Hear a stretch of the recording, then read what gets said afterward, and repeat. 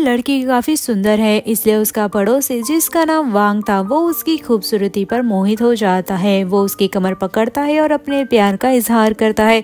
साथ ही वो उसकी पैर की मालिश भी करना चाहता था। लड़की थोड़ी सहम जाती है क्योंकि उसे समझ नहीं आ रहा था कि वो क्या जवाब दे, क्योंकि वो आदमी तो उसकी पिता की उम्र के बराबर का था। लड़की के दिल में ना ही था, लेकिन वांग उसे राजकुमारी कहकर पुकारता है और अगले ही पल उसे धिक्कार देता है।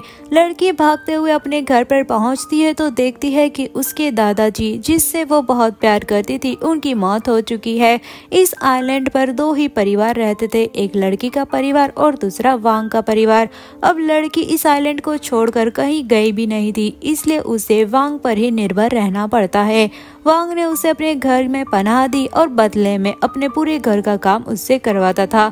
लड़की के पास ये करने के अलावा और कोई चारा भी नहीं था। लड़के के लिए वांग उसका एकमात्र सहारा बन गया था। उसके पास आज्ञा मानने के अलावा और कोई विकल्प भी नहीं था। अब ऐसे ही एक दिन वांग बिजनेस के सिलसिले में विदेश गया था तो वही लड़की के ऊपर काले भगोड़े ने हमला कर दिया। लड़की को लगा कि आज तो उसका काम तमाम हो गया, लेकिन वो भगोड़े तो सिर्फ भूखा था। उसे कई दिनों तक कुछ खाया नहीं था, इसलिए लड़की ने अपने दोपहर का खाना उस इंसान के साथ खाया। बदले में उस आदमी ने लड़की को पैसे दिए। लड़की ने पहली बार पैसे देखे थे, इसलिए वो काफी ज्यादा खुश हो गई। वो उसे संभाल कर रख देती है और यहाँ पर बदले में उस आदमी को अपने घर ले जाती है और अच्छा खाना उसे परोसती है। खाना खाने के बाद वो आदमी वांग की गन को देखता है और उसे अपने साथ ले जाने की जिद करता है। लड़की उसे मना करती है और कहती है कि अगर वांग को इस बारे में पता चला तो कयामत आ जाएगी। इसलिए वो आदमी उस लड़की को एक और बदले में नोट दे देता है और कहता है कि मैं इस गन को खरीद लेता हूँ। अब वो लड़की नोट रख लेती है और उस आदमी को गन दे देती है। वो आदमी अपना सामान लेकर नाव के पास जाने लगता है, लेकिन नाव में तो छेद था, इसलिए वो जल्दी से उसी लड़की के पास जाता है और उससे औजार मांगने लगता है। लड़की नहा रही थी। लड़की को आदमी और औरत के बीच का भेद पता नहीं था, इसलिए वो तौलिया बांध कर ही आदमी को औजार देने लगती है। वो आदमी लड़की को अपना कोट पहना कर कहता है कि वो किसी भी पुरुष के सामने अपने शरीर को उजागर ना करे और अपनी सुरक्षा खुद ही करे। लड़की को अभी भी उस आदमी की कोई बातें समझ में नहीं आ रही थी। जिसके बाद रात में वांग घर पर वापस लौट कर आता है और हर बार की तरह इस बार भी वो लड़की के लिए स्कर्ट लेकर आया था, लेकिन आज यहाँ पर वांग को कुछ अजीब महसूस होता है। उसे लड़की के पास से पैसे भी मिलते हैं। वो गुस्से में आ जाता है और लड़की से पूछता है तो लड़की ने भी उस काले आदमी के बारे में सब बता दिया। जो सुनने के बाद वांग गुस्से में अपनी बंदूक लेकर उसे मारने के लिए निकल जाता है। उस समय काला आदमी अपनी नाव को ठीक ही कर रहा था। उसे बंदूक की आवाज आई तो वो जल्दी से गन लेकर भाग निकला। तो वही वांग पहुंचता है, तब तक वो काला आदमी वहां से निकल चुका था। गुस्से में उसने काला आदमी की नाव में और भी ज्यादा छेद कर दिए क्योंकि वो काला आदमी वहां से भाग ना सके। जिसके बाद खुशी खुशी वो अपने घर जाता है, जहां पर लड़की उससे नाराज थी क्योंकि वांग ने उस लड़की के पास से पैसे ले लिए थे। इसलिए वो लड़की नाराज होकर अपने घर चली जाती है। तो वहीं अचानक से वही काला आदमी वांग के घर में आ जाता है। वांग के पास उसकी बंदूक नहीं थी, जिसका फायदा उठाकर काला आदमी वांग की दूसरी राइफल भी अपने साथ ले जाता है। जिसके बाद वांग लड़की को पैसे लौटा देता है क्योंकि थोड़े से पैसों के लिए वो उसे निराश नहीं करना चाहता था। इसलिए लड़की भी खुश हो जाती है और वो भागी दौड़ी काला आदमी के पास जाती है, जहां पर वो काला आदमी अभी भी नाव की मरम्मती कर रहा था। तो वही लड़की का पीछा करते हुए वांग भी वहां पर लौट कर आ जाता है। कहानी को अभी यहाँ तक देखा ये तो प्लीज मेरी चैनल को सब्सक्राइब करे और वीडियो पसंद आए तो इसे लाइक कर दे।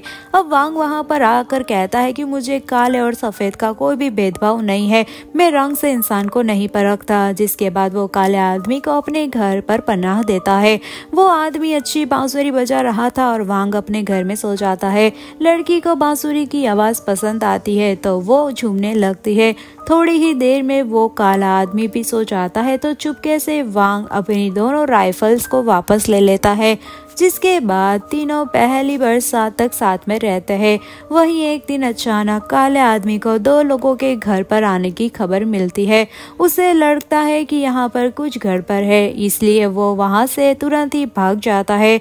वो दोनों आदमी में से एक आदमी वकील तो दूसरा पुलिस कर्मी था। दोनों ही अपनी अपनी बंदूकें लेकर पूरा दिन उस काले आदमी को ढूंढते हैं। अब जब वकील लड़की से बातें करता है तो उसे पता चलता है कि लड़की तो अभी छोटी है, वो नाबालिग है, उसे तो स्कूल जाना चाहिए। तो वही लड़की तो यहाँ पर एक ही आइलैंड में रहा करती थी, उसे तो स्कूल के बारे में कुछ भी नहीं पता था कि आखिर पढ़ाई क्या होती है। अचानक तभी झाड़ियों के पीछे से काला आदमी छुपा था, वो फिसल जाता है और झाड़ियों में ही गिरता है।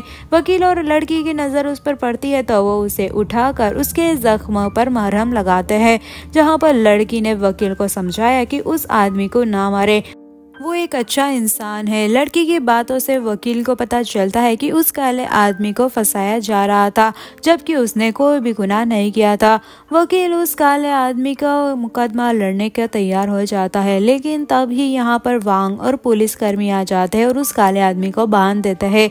यहाँ पर लड़की चुपके से आकर उस आदमी को खोल देती है, तो वहीं दूसरी ओर वकील वांग को कहता है कि तुम्हें इस नाबालिग लड़की को छोड़ देना चाहिए, उसे पढ़ाना चाहिए, वो अभी नाबालिग है, तुम्हें उसे अपने घर पर रखने की सजा भी मिल सकती है। जिसके बाद वांग उस लड़की को वकील के साथ ही भेजने में राजी हो जाता है।